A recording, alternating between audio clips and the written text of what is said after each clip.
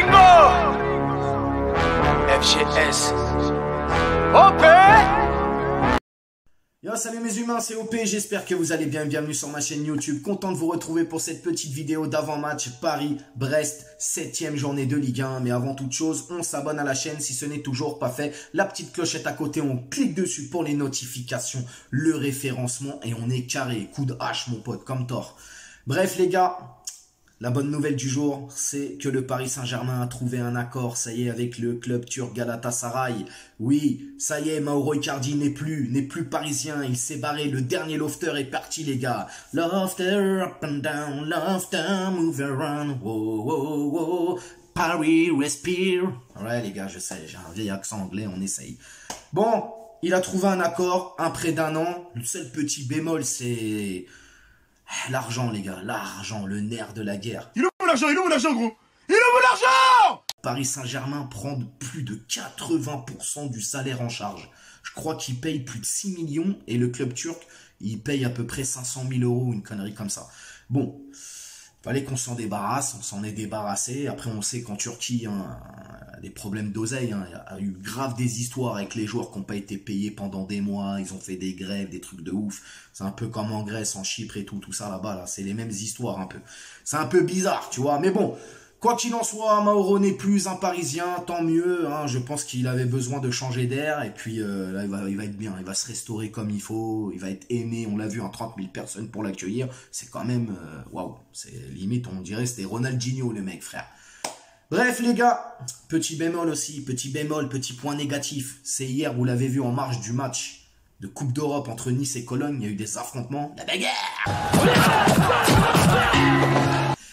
Et on a vu une photo qui circulait des Ultras à Cologne, hein, qui ont mis une bâche Supra Auteuil Paris et tout. Bon bref, les gens ont commencé à se poser des questions, ils ont fait des amalgames, beaucoup d'amalgames depuis ce matin, je vois en tout cas. Et on apprend aussi que 2 blessés graves sont des Parisiens et soi-disant font partie, non, ils font rien partie du tout, on va remettre les choses dans le contexte. Supra Auteuil, c'est un groupe qui existait avant le plan Le Prou, et qui a été dissous quand il y a eu le plan Le Prou. Je vais pas vous faire une histoire, les gars, vous connaissez les histoires. C'est bon, on va pas revenir là-dessus. Maintenant, les Supras ne mettent plus les pieds au PSG, en tout cas depuis le rachat du Qatar, les gars. Donc ils viennent plus du tout. Alors peut-être qu'après ils viennent en anonymat, ils prennent leur place et tout, ils font ce qu'ils veulent les gens, tu vois.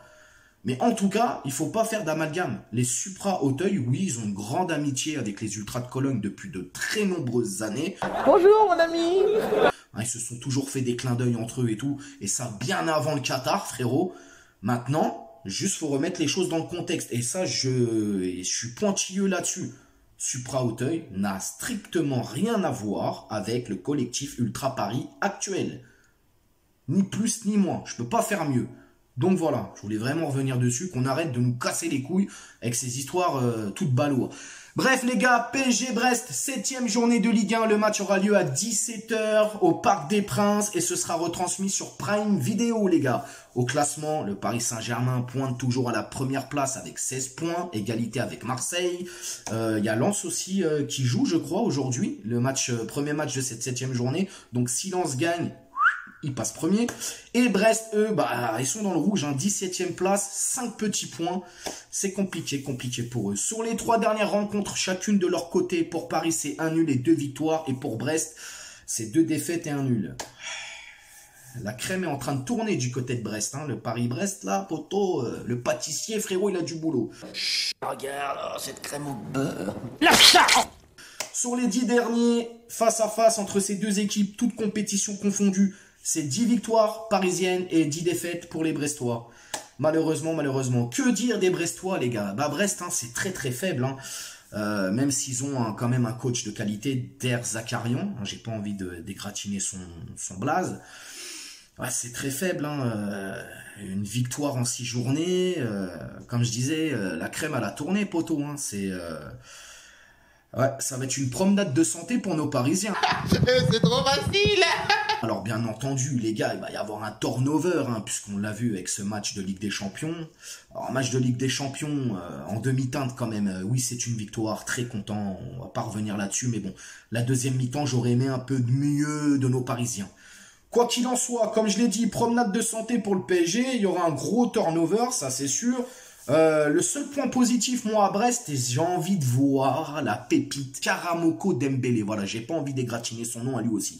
Karamoko Dembélé, jeune du Celtic Glasgow. Ça fait un petit moment que je le connais, quelques années déjà. Peut-être 3-4 ans que je connais ce joueur. On en parlait déjà, on en parlait beaucoup hein, au Royaume-Uni, etc. J'ai envie de le voir. Coucou, je te vois.